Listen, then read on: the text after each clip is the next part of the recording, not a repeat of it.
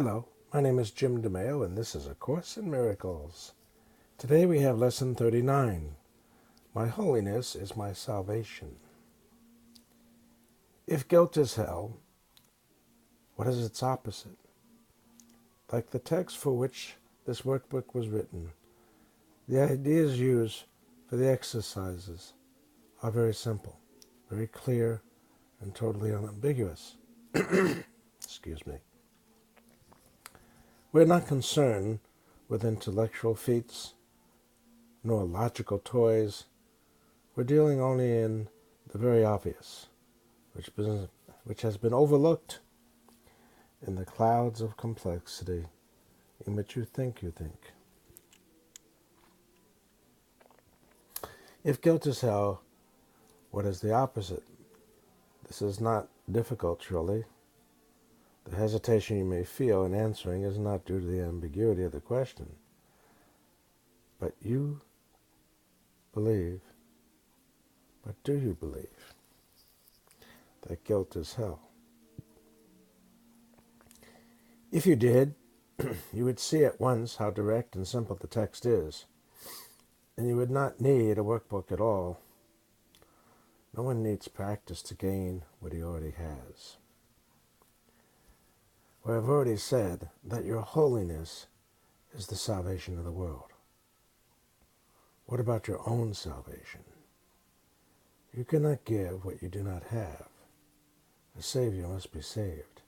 How else can he teach salvation?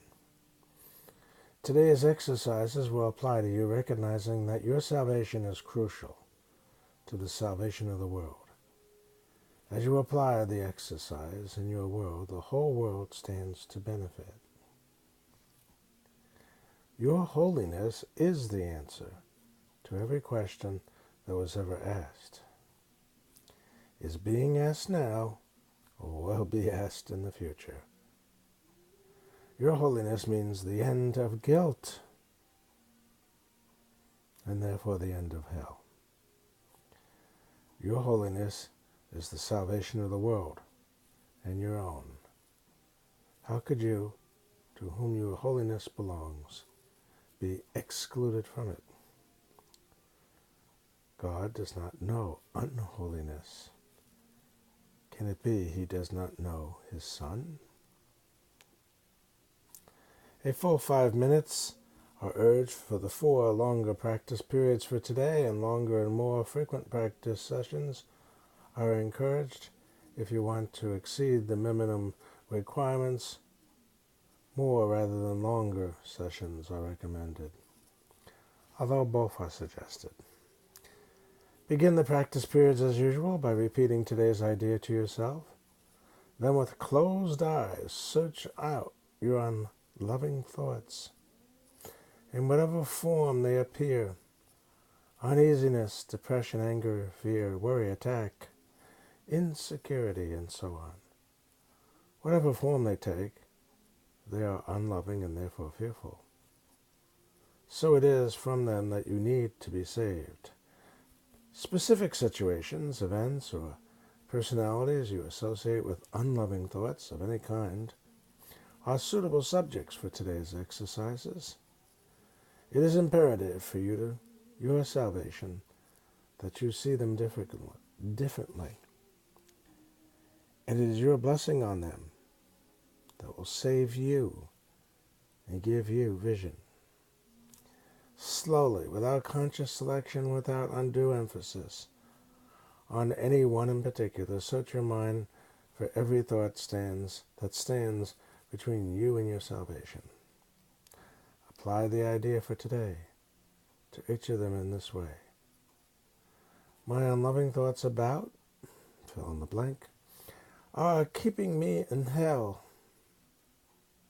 My holiness is my salvation.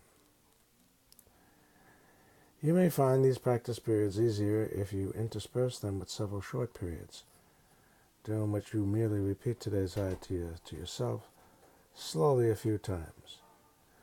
You may also find it helpful to include a few short intervals in which you relax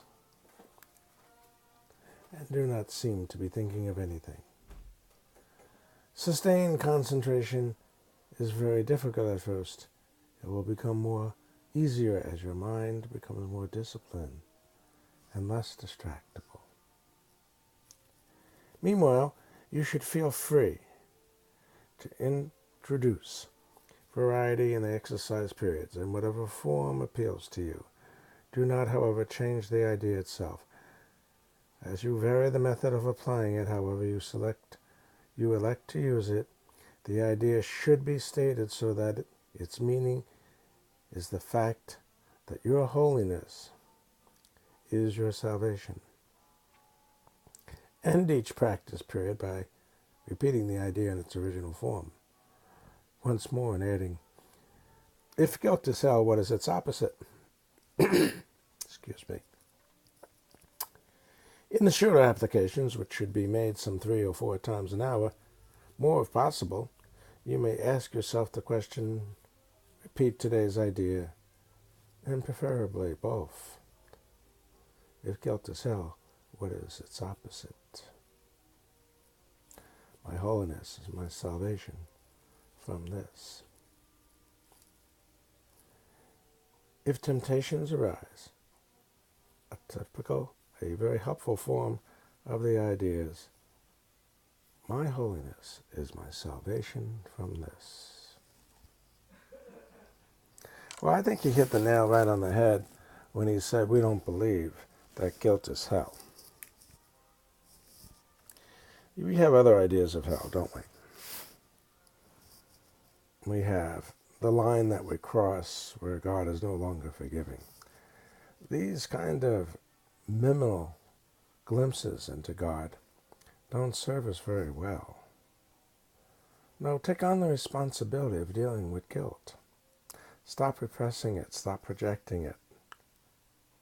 Face the guilt and heal it with exercising the belief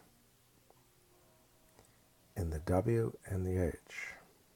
Holy indeed are you.